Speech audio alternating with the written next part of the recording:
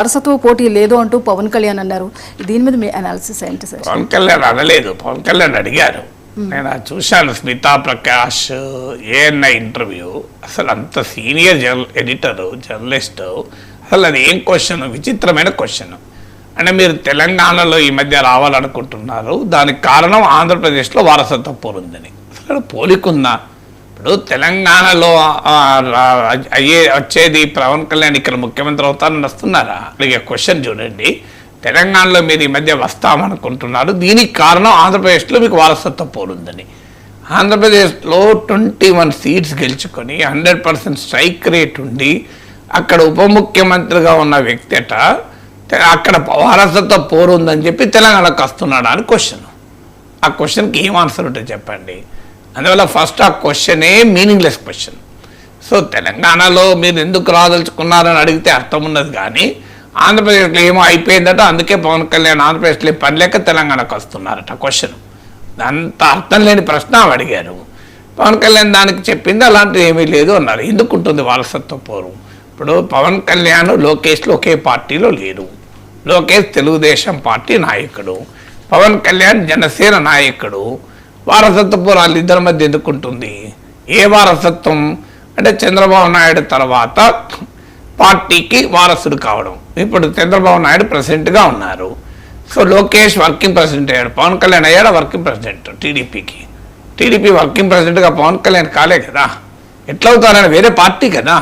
135 seats ఉన్న పార్టీకి లోకేష్ తెలుగుదేశం పార్టీలో ఉన్నారు.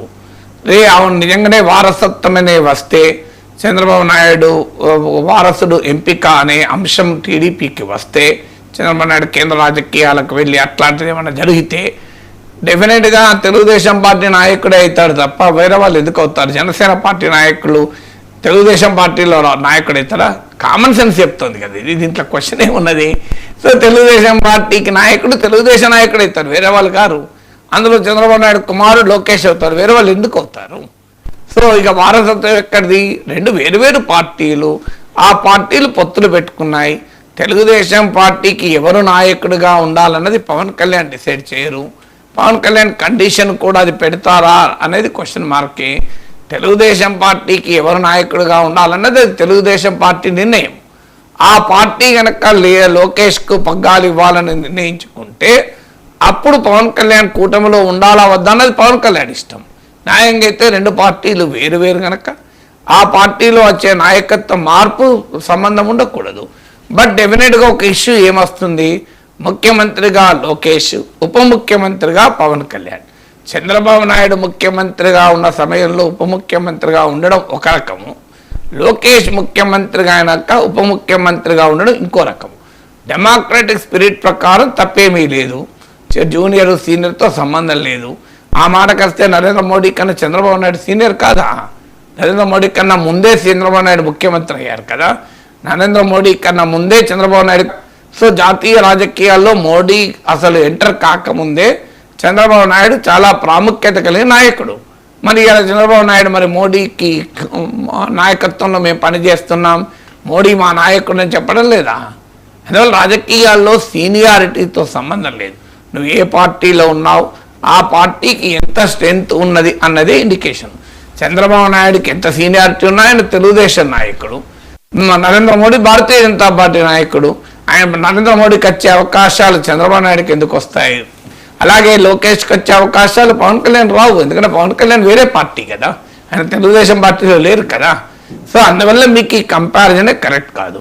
బట్ డెఫినెట్గా ఒక ఇష్యూ ఏంటి అంటే పవన్ కళ్యాణ్ సీఎం కావాలని జన సైనికులు కోరుకుంటారు, పవన్ కళ్యాణ్ అభిమానులు కోరుకుంటారు. దానికి ఉదాహరణే పవన్ కళ్యాణ్ ఏ మీటింగ్కి వెళ్ళినా సీఎం సీఎం అంటుంటారు. దానికి పవన్ కళ్యాణే చాలా క్లియర్గా వివరణ ఇచ్చారు. నేను ఎమ్మెల్యేగానే మీరు గెలిపించుకోలేదు, సీఎం ఎక్కడవుతాను అని కూడా అన్నారు. సో అందువల్ల రాజకీయంగా ఆశలు ఆకాంక్షలు వేరు, రియాలిటీ వేరు.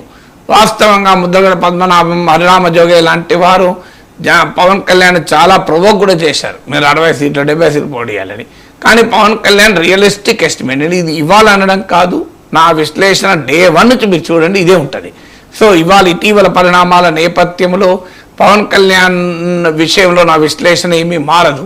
మీ గతంలో కూడా ఇతర వీడియోలు మీరు 2 ఏళ్ల కింద వీడియోలు చూడండి, 3 ఏళ్ల కింద వీడియోలు, నా విశ్లేషణ ఇదే.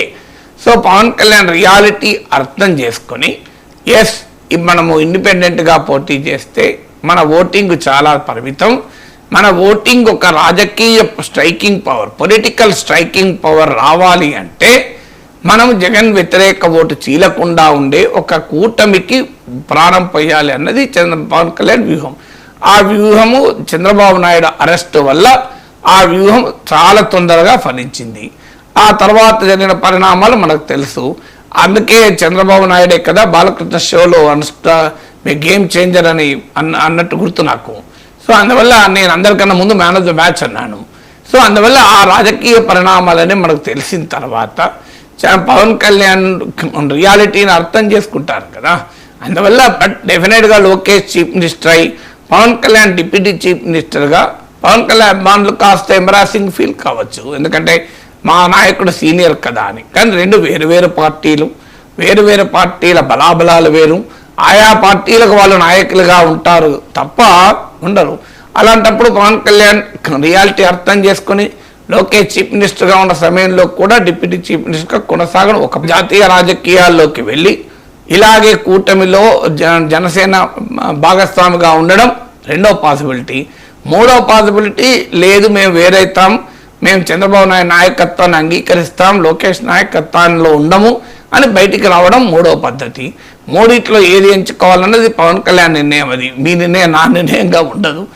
అలాంటి పరిస్థితి ఇప్పటికిప్పుడు రాలేదు. ఇప్పటికిప్పుడు చంద్రబాబు నాయుడు నాయకుడు, అసలు లోకేష్ను ముఖ్యమంత్రి చేస్తున్నది లేదు. ఇప్పటికిప్పుడు చేసిన రోజు వచ్చేటువంటి క్వశ్చన్స్ ఇవి. వచ్చిన రోజు ఆయనకు ఉండే 3 ఆప్షన్స్ చెప్పాను. ఆ 3 ఆప్షన్స్లో Pawan Kalyan will pick up his own choice కదా. సార్, మమతా బెనర్జీ సోనియా గాంధీతో భేటీ అయిన నేపథ్యం